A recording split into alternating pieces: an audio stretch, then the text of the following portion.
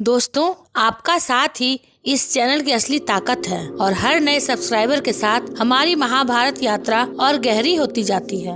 आप सभी से एक छोटी सी विनती है, अगर आपको हमारी महाभारत की ये अनसुनी कथाएं पसंद आती है तो चैनल को लाइक, शेयर, हाइप और सब्सक्राइब करना न भूलें। तो आइए आज की रहस्यमयी कथा में प्रवेश करते हैं, जहाँ देवताओं, ऋषियों और वीरों का संग्राम आपको एक नए संसार में ले जाएगा। कहानी उस क्षण से शुरू होती है जब प्रसन्न कर देवराजेंद्र का आह्वान बहुतों ने किया है, परंतु रुष्ट करके मेरा आह्वान करने वाले उद्दंड कौन हो तुम? कर्ण। राधेय कर्ण नाम है मेरा।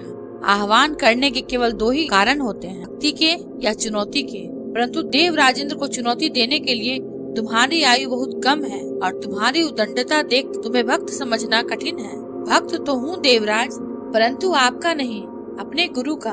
मैं यहाँ आपको चुनौती देने आया हूँ। मुझे देवराजेंद्र को चुनौती? कर्ण ने कहा, नहीं, उस अहंकार को जिसने देवराजेंद्र की मति हर ली है। इंद्र बोले, देवराजेंद्र को चुनौती देने वाले बालक कहाँ से आए हो? मैं भी जानने का इच्छुक हूँ। मुझे ललकारने वाले का कुल क्या है, जाति क्या है? कर्ण बोले, ज्ञानियों की आयु नहीं देखी जाती और न ही वीरों का कुल पूछा जाता है।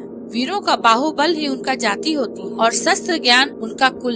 आप बस इतना समझ लें कि ये कर्ण है। अपने गुरु के आदेश पर सम्मान सहित निवेदन करने आया हूँ कि आप अपने मेघों को वर्षा का आदेश दें। इंद्र बोले, क्या तुम मुझे आदेश दे रहे हो? देवराजेंद्र को स्मरण रहे, वर्षा मेरी अधीन है। उसे आज तक मैं इस पृथ्वीवासियों को भेंट स्वरूप देता आया हूँ, परंतु मुझे अब यह अनुभव होने लगा है, निःशुल्क में मिलने वाली सुविधाओं को ये पृथ्वीवासी सम्मान नहीं करते। इसी कारण मैंने निर्णय लिया है, पृथ्वीवासियों को वर्षा तब तक प्राप्त नहीं होगी जब तक वे मुझे उचित सम्मान नहीं देंगे। कर्ण बोले, सम्मान और आदर प्रेम में रहकर अर्जित किए जाते हैं देवराज, बल पूर्वक केवल भय अर्जित किया जाता है। इंद्र बोले, भय ही सही, मुझे सम्मान चाहिए। यदि सम्मान मिलेगा, उन पृथ्वीवासियों को वर्षा की कृपा प्राप्त होगी, और उपेक्षा की तो वज्र। कर्ण बोले, महर्षि दधीचि ने अपनी अस्थियां वज्र बनाने के लिए दी थी, ताकि वृत्तासुर जैसे असुरों का नाश हो, न कि निशक्त प्रजा का विनाश हो। देवराज, आप भूल रहे हैं कि पूजा उस वृक्ष की जाती है जो फल दे, शीतल छाया दे। कांटों से भरे वृक्ष को काट दिया जाता है। सावधान कर्ण, तुम देवराजेंद्र के सम्मान को चोट पहुंचा रहे हो। कर्ण ने कहा, मैं केवल आपके अभिमान को खोज रहा हूँ, जैसे हिमकर स्वयं अपने पानी में पिघल जाता है। अहंकारी का अस्तित्व भी स्वयं उसका अहंकार हर लेता है। अपने मेघों को वर्षा करने का आदेश दें। इसे मेरा अंतिम निवेदन समझें या चेतावनी, और यदि मैंने तुम्हारा निवेदन अस्वीकार किया तो, वर्षा नहीं की तो? कर्ण ने कहा, मेरे बाणों की वर्षा से आपका अभिमान बच नहीं पाएगा। इंद्र बोले, अज्ञानी बालक, एक इंद्रधनुष क्या बना लिया, देवराजेंद्र का आह्वान क्या कर लिया, तो समझने लगे कि तुम मुझे चुनौती दे सकते हो। 2 बाण क्या प्राप्त हो गए, तुम्हें प्रतीत होता है कि तुम वज्रधारी इंद्र का सामना करोगे। कर्ण बोले, आपको वज्र दान में मिला है देवराज, पर मैंने अपने अस्त्र परिश्रम और साधना करके अर्जित किए हैं। इंद्र बोले, बस उद्दंड बस। परशुराम जी ने कर्ण को प्रेरणा दी। अपने आंध्र अस्त्र के अहंकार को मिटाने के लिए प्रकाश पुंज चाहिए कर्ण, चक्षुमास्त्र। देवराजेंद्र के मन में आया, मेरे अस्त्रों को निष्क्रिय करने वाला ये मनुष्य है कौन? कर्ण ने कहा, देवताओं को शक्ति मनुष्य के भक्ति से मिलती है, और जब देवता अहंकारी हो जाएं, तो मनुष्यों को विरोध में खड़ा होना ही पड़ता है। और आज ये मनुष्य देवराजेंद्र पर ही इंद्रास्त्र का प्रयोग करेगा। इंद्र ने कहा, मूर्ख, तूने इंद्रास्त्र का प्रयोग स्वयं इंद्र पर किया।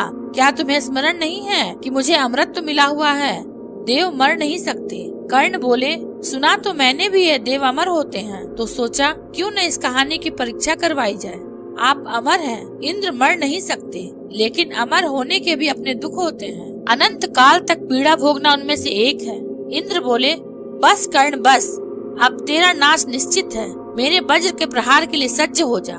कर्ण अमोघ अस्त्र का संधान करने लगते हैं। जब देवराज इंद्र ने देखा, महादेव शिव शंभु का दिव्य अस्त्र, नहीं, मैं इस पर प्रहार करके महादेव को रुष्ट नहीं कर सकता। देवराजेंद्र बोले, रुक जाओ कर्ण, रुक जाओ, मैं अपनी पराजय स्वीकार करता हूँ। तुम्हें इस अमोघ अस्त्र को प्रयोग करने की आवश्यकता नहीं।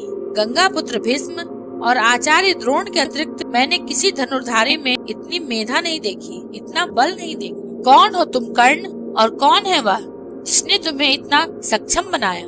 कौन है वो महान गुरु? कौन है जिनके शिष्य हो तुम? वही जिसने गंगा पुत्र भीष्म और द्रोण को शिक्षा दी थी। प्रभु परशुराम, आप कर्ण, तुमने बताया क्यों नहीं कि तुम प्रभु परशुराम के शिष्य हो? क्योंकि आपके अहंकार ने आपको ये प्रश्न पूछने ही नहीं दिया। कर्ण बोले। इंद्र बोले, प्रभु मैं इस उद्दंडता के लिए क्षमा मांगता हूँ। मेरे इस अहंकार ने मेरी मति को हर लिया था, जो मैं समझ नहीं पाया कि ऐसा प्रतिभावान योद्धा केवल आपका ही शिष्य हो सकता है। मैं क्षमा चाहता हूँ, अर्थात मेघों को अभी वर्षा का आदेश देता हूँ। परशुराम जी बोले, तुम्हें चुनकर मैंने भूल नहीं की है कर्ण, तुमने अच्छा प्रदर्शन किया है। कर्ण बोले, क्योंकि गुरु ने मेरा मार्ग प्रदर्शन किया। ये कर्ण की नहीं, आपकी शिक्षा की विजय है गुरुदेव। परशुराम जी बोले, कर्ण, वर्षों तक तुमने शस्त्र साधना की, तुमने मेरे हर आदेश का पालन किया, मेरे द्वारा दी गई हर परीक्षा में तुम खरे उतरे राधेय, और आज तुमने इंद्रदेव का अहंकार तोड़कर मुझे गौरवान्वित किया है। इसका तात्पर्य जानते हो कर्ण? इसका अर्थ ये है, तुम उन शस्त्रों को धारण करने के पात्र बन गए हो जो देवताओं को भी उपलब्ध नहीं है। मैं तुम्हें ब्रह्मशीर अस्त्र की दीक्षा दूंगा, मैं तुम्हें ब्रह्मांड अस्त्र की शिक्षा दूंगा, और परशुराम को सदैव ये गर्व होगा कि दीक्षा प्राप्त करने वाला राधेय कर्ण परशुराम का प्रतिबिंब है। क्षत्रियों के गुणों से युक्त ये ब्राह्मण शिष्य, इतने वर्षों में असंख्य बार तुमने मुझे मेरी युवावस्था का स्मरण कराया है, पर आज इन मेघों को, इस नभ को साक्ष्य हो, चारों दिशाओं को साक्षी मानकर सगर्व कहता हूँ कि धनुर्विद्या में और युद्ध कौशल में तुम परशुराम के पर्याय हो। महादेव के अतिरिक्त तुमसे सर्वश्रेष्ठ धनुर्धर कोई नहीं है इस संसार में। चिरायु भव कर्ण। इधर देवराज परेशान होकर कहते हैं, कर्ण, कौन है ये कर्ण? कहाँ से आया? इसमें इतना बल, इतना कौशल कहाँ से पाया इसने इतना तेज? समझ नहीं आया। केवल ब्राह्मणों को शिक्षा देने वाले परशुराम ने आखिर क्यों एक सूत पुत्र को अपना शिष्य बनाया? कुछ तो भेद है जिसे इंद्र भेद करके रहेगा। देवराज इंद्र को तुमने पराजित कर दिया कर्ण, परंतु देवराज इंद्र के भीतर तुमने अपने महान शत्रु को भी जन्म दे दिया। तुम्हारे विनाश तक तुम्हारा पीछा नहीं छोड़ूंगा कर्ण। परशुराम ने तुम्हें संसार का सबसे सर्वश्रेष्ठ धनुर्धर घोषित कर चुके हैं, किंतु क्षमा करना ये धनुर्धारी, मैं इंद्र ऐसा कभी होने नहीं दूंगा, कदापि नहीं। इस संसार का सबसे सर्वश्रेष्ठ, सबसे महान धनुर्धारी केवल वही होगा जिसमें देव राजेंद्र का बल होगा, देव राजेंद्र के वज्र का तेज, जो स्वयं इंद्र के अंश से जन्मा है। सबसे बड़ा, सबसे उत्तम, सबसे सर्वश्रेष्ठ धनुर्धर बनेगा। हस्तिनापुर में शिक्षा ले रहा अर्जुन, जिसने इंद्र का आशीर्वाद अर्जित किया है।